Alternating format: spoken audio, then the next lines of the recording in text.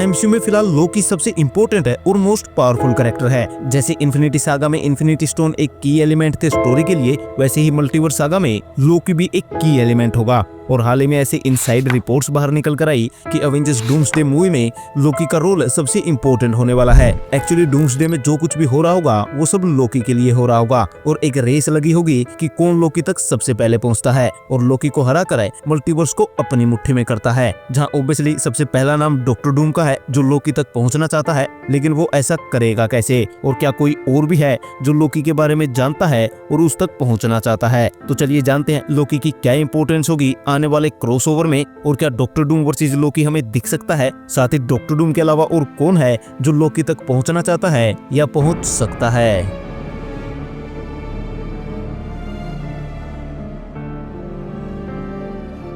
He's giving us a chance.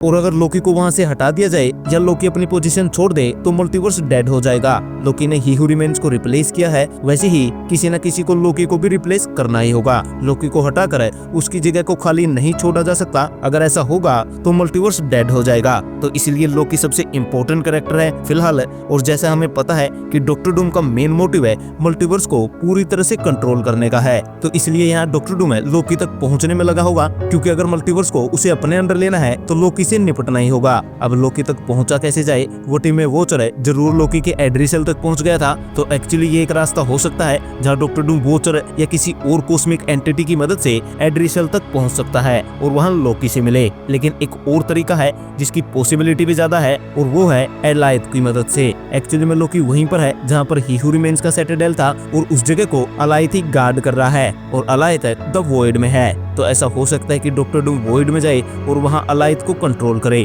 और उसके बाद उसी की मदद से लोकी तक पहुंचे। साथ ही हमें ये भी पता है कि डॉक्टर डूम बैटल वर्ल्ड को क्रिएट करेगा जहां सीक्रेट वॉर्स के इवेंट होने हैं और वो बैटल वर्ल्ड द वॉइड ही होगा। तो डॉक्टर डूम सबसे पहले अलायत और द वॉइड को अपने अंडर ले और उसके बाद वो लोकी को मार कर मल्टीवर्स को डिस्ट्रॉय करे और बचे हुए सब कुछ को द वॉइड में लेकर आए, जहाँ सबकी मेमोरीज वाइप हो चुकी होगी और वो सब डॉक्टर डूम को ही गॉड मानेंगे और उसी के अंडर रहना शुरू करेंगे। साथ ही लोकी की पावर्स मिलने के बाद doctor Doom literally God being बन जाएगा और एक्चुअली में डॉक्टर डूम को यही बनना है। इसलिए अवेंजर्स डूम्सडे मूवी में एक रेस लगी होगी जहां सबको लोकी तक पहुंचना है या फिर सबको रोकना है डॉक्टर डूम को लोकी तक पहुंचने के लिए। लेकिन यहाँ डॉक्टर डूम इकलौता कैंडिडेट नहीं है जो लोकी तक पहुंचने वाला है। दरअसल इस स्टोरी में डॉक्टर डूम की तरह एक और साइंटिस्ट है जो मल्टीवर्स पे काम कर रहा है और उसे जानना चाहता है और वो है रेड रिचर्ड। जी हाँ, मिस्टर फैंटास्टिक भी मल्टीवर्स को एक्सप्लोर कर रहा होगा। Fantastic Four first time movie के ट्रेलर में हमने ये देखा है कि रेड रिचर्ड मल्टीवर्स की थ्योरी पे काम कर रहा है